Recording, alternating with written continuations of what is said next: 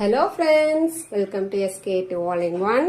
இன்னைக்கு வியாழக்கிழமை. Breakfast lunch என்ன பண்ணேன்னு பார்க்கலாம் வாங்க. பிரேக்ஃபாஸ்ட்டுக்கு இட்லி சுட்டு தக்காளி பழ சாம்பார் வச்சாச்சு. இந்த தக்காளி பழ சாம்பாரோட ரெசிபி ஆல்ரெடி நம்ம சேனலில் இருக்குங்க. 2 டைப் ஆஃப் தக்காளி பழ சாம்பார் இருக்கும், வேணால் செக் பண்ணி பார்த்துக்கோங்க. லஞ்சுக்கு சாப்பாடு வச்சாச்சுங்க.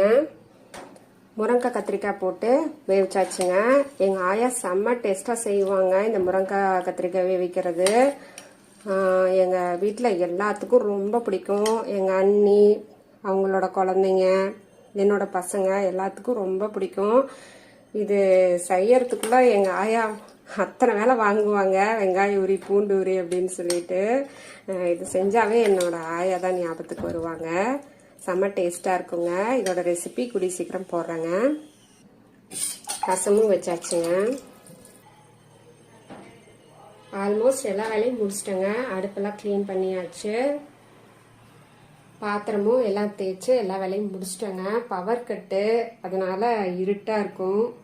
இந்த ஷார்ட்ஸு அட்ஜஸ்ட் பண்ணிக்கோங்க. என்னோட பசங்களுக்கு பிரேக்ஃபாஸ்ட்டுக்கு இட்லி வச்சு சுட சுட தக்காளி பழ சாம்பார் ஊற்றி கொடுத்தாங்க. அதான் சாப்பிட்டாங்க. செம்ம டேஸ்ட்டாக இருந்துச்சுன்னு சொன்னாங்க. என்னோட ஹஸ்பண்ட்க்கு விடிகாலம் 3 மணிக்கே பிரேக்ஃபாஸ்ட்டும் லஞ்சு பேக் பண்ணி கொடுத்துட்டாங்க. ஆனால் வீடியோ எடுக்கலை.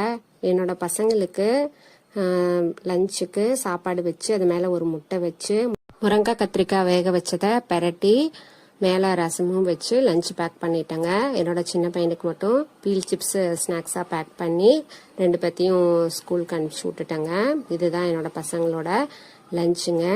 அவங்கள ஸ்கூலுக்கு அனுப்பிச்சி விட்டுட்டு 2 வேக வச்ச முட்டை இருந்ததுங்க, அது கட் பண்ணி மிளகுத்தூள் உப்பு போட்டு முதல்ல சாப்பிட்டு எல்லா வேலையும் முடிச்சுட்டு பசிக்கிறப்ப பிரேக்ஃபாஸ்ட்டை சாப்பிட்டுக்கலான்னு சாப்பிட்டுட்டு இருந்தேங்க. நான் எல்லா வேலையும் முடிச்சிட்டேன். நீங்களும் எல்லா வேலையும் முடிச்சிருப்பீங்கன்னு நினைக்கிறேன். தேங்க்யூ.